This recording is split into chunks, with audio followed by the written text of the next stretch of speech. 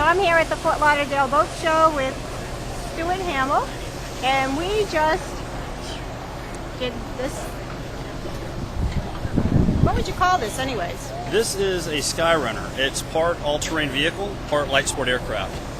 So it's all-terrain. It does 0 to 60 in about 4 seconds. Wow. 115 miles an hour max speed on the road. 56 miles the gallon. So on 10 gallons you can do well over 500 miles on the road.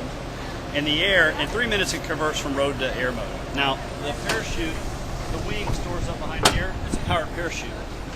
So you would pull it out, lay it behind the car, get in the car, switch it from rear wheel to prop mode.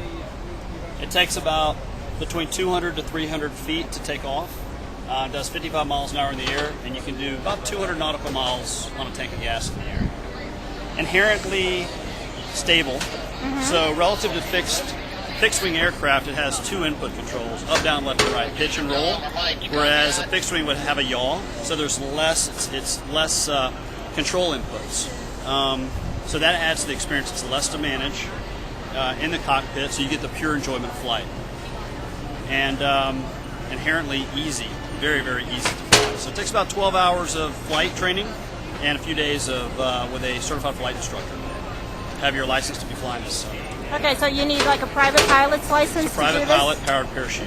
Yeah. And if you were just to drive it on the road, you just need your driver's license? I'm sorry, or? it's a sport pilot Okay. powered parachute. So you don't need to have a full pilot's license, but there is a there's a private pilot powered parachute license that allows you to fly at night and fly over 10,000 feet. But the private pilot or sport pilot license limits you to 10,000 feet in altitude, which is generous because most people fly between 200 and 1,200 feet above the ground. 98% of the airspace is clear to fly in as a sport pilot license, with a sport pilot license. So could you take this and drive it down the highway and then switch it into gear and just go up in the air? And Well, I see the Jetson stage coming yeah, here. Do you remember that cartoon? I don't know if we were really kind of trying to solve that problem as much as we were going to build a fun toy. Yeah. But it was interesting how the businesses came to us and said, wow, this is a great low-cost, low-maintenance aviation asset. And we never saw it that way. Ranchers, farmers, pipeline companies that spend $1,500 an hour on helicopters, aerial survey, emergency medical teams. But street legal, it's a state-by-state thing. So making a dune buggy street legal is something you can do, but it's hard in some states. It's easier in others as long as you have follow the minimum standards. It's a country-by-country, state-by-state.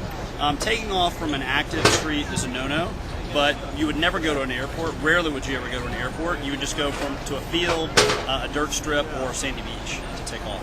All right, so how much does one of these babies cost? One easy payment of $119,000. One easy payment. One easy. We can do 2 easy payments. And we're taking $1,500 deposits now. If anybody wants to reserve their place in line for 2014 deliveries.